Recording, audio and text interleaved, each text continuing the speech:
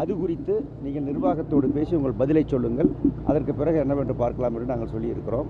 நிர்வாகத்தோடு பேசுவதாக சொல்லியிருக்கிறார்கள். நிர்வாகத்தோடு பேசிய பிறகு அவர்கள் கருத்தையும் கேட்டு பிறகு எங்களிடம் அவருடைய கருத்தை சொல்லுவார்கள். அதற்கு பிறகு என்னவென்று பார்க்க வேண்டும். அதுதான் இன்றைக்கு நடந்தது.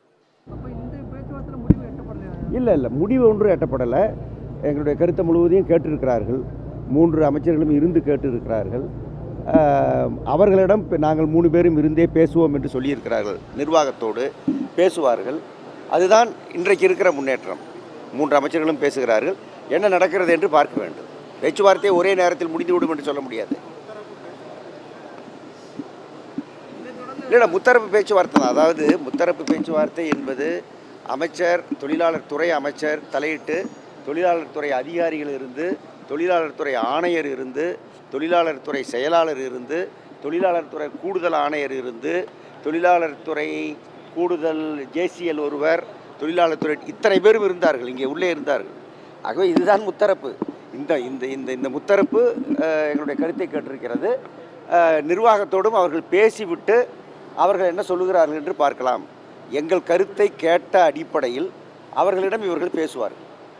பேசின பிறகு என்ன வருகிறது என்று பார்த்த பிறகு தான் நாங்கள் எங்கள் கருத்தை மறுபடியும் சொல்ல முடியும். கட்டாயம் பேசுவாங்க. அது இன்றா நாளையா தெரியாது, கட்டாயம் பேசுவாங்க.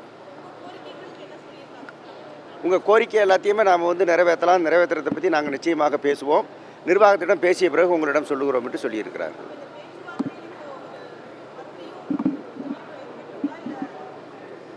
ஏற்கனவே இருக்கிற நிலை இருக்கிறது.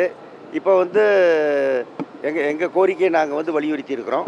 நிர்வாகத்தினுடைய கருத்தை இந்த அடிப்படையில் கேட்ட பிறகு நாங்கள் எங்களுடைய நிலையையும், பிறகு நீங்கள் என்ன செய்யணும் செய்யக்கூடாது என்பதையும் கேட்கன்னு சொல்லியிருக்காங்க. அதுக்கப்புறம் நாங்கள் எங்கள் நிலையை சொல்லுவோம். அப்படி தான் பேச்சுவார்த்தை போகும். ஒரு நாள்லேயோ 2 பேச்சுவார்த்தையெல்லாம் முடிஞ்சிடாது பேச்சுவார்த்தை.